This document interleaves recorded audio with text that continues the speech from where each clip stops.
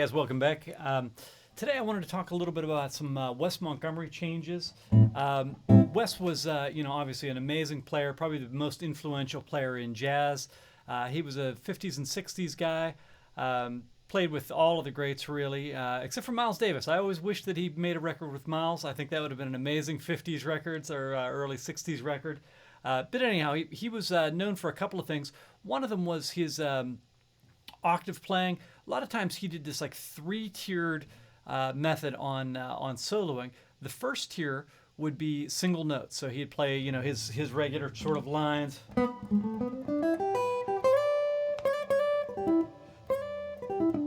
that sort of stuff. Then he would go into sort of the octave,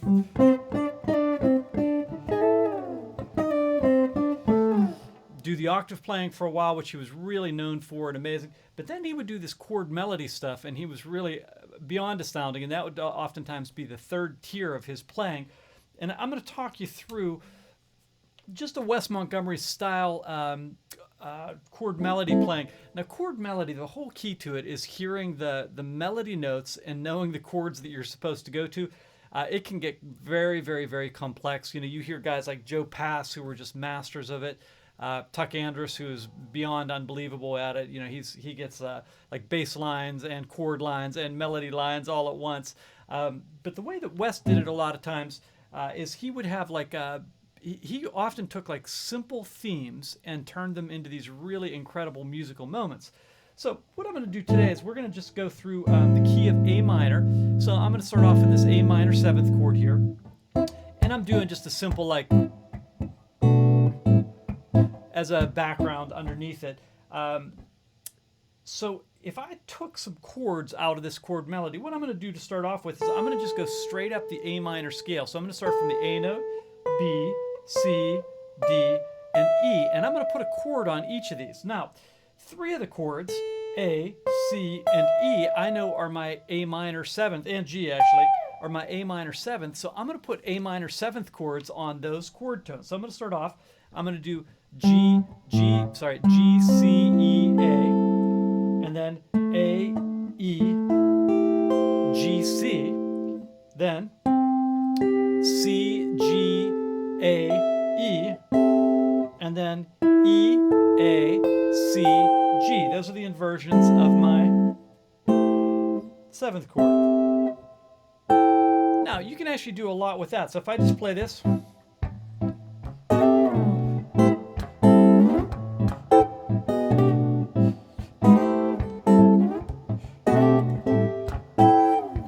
it sounds pretty cool. I've got a lot of stuff that I can do just with those inversions, learning the inversions. So that's a good first step for this minor chord. But the second step is I'm going to put in diminished chords. I'm going to just make it really simple. And I've got the diminished chord off of this B note here. So if I'm going up the scale, I've got the B note, and I'm going to make it into a diminished chord. And the reason I'm going to make it into a diminished chord is it's almost like an E7 flat 9.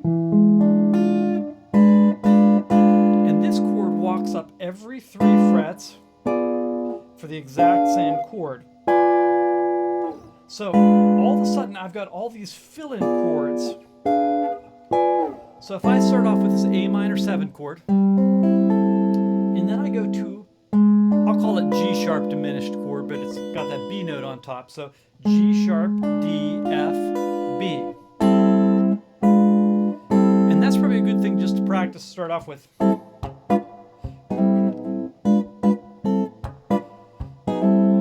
Okay, then I can go up to my A minor 7, the root position 1. And then I'm going to go with a D on top. I'll do a B diminished, which again is the exact same shape as this one. So B, F, G sharp, and D.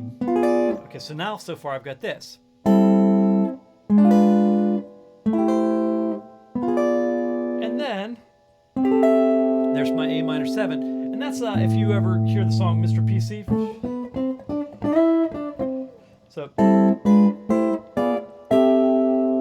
So you hear that sound, really beautiful sound, and that works great. Just knowing those will take you a long way on this. So I'll just fool around with this.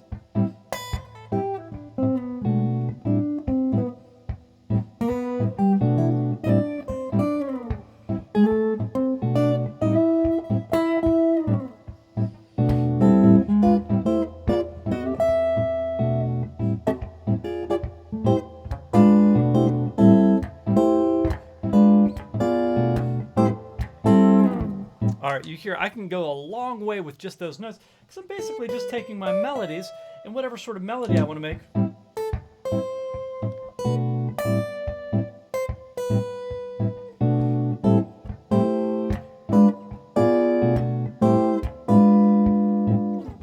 You hear how it's really cool sounding. All right, now I'm going to extend this just a little bit.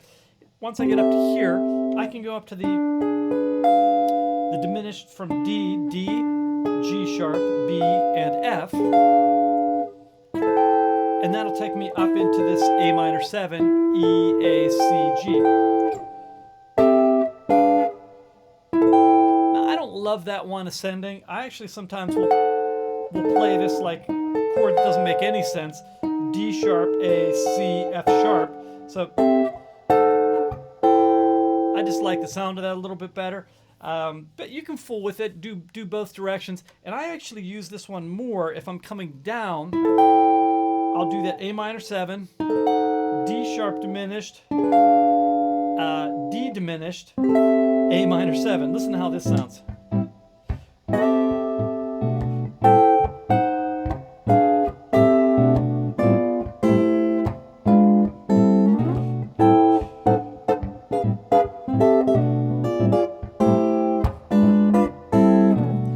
Rush it a little bit, but you get the idea of what I'm doing there.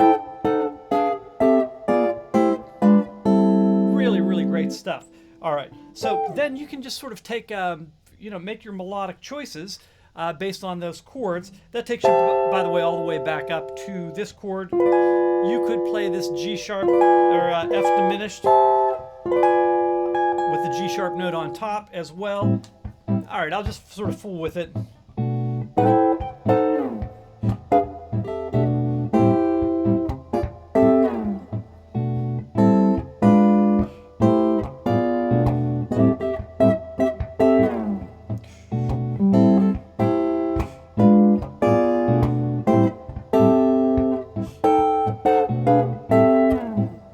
You hear how cool that sounds. Very like West jazzy type of thing.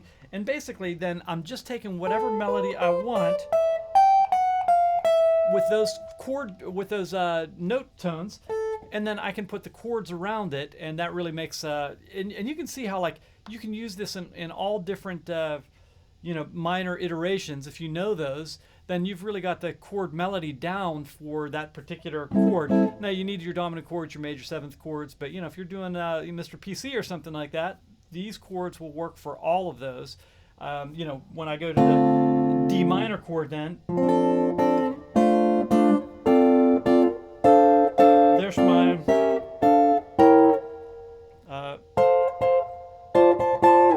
there's my chords for the D minor chord. So I've got the same sort of iterations of the minor on that.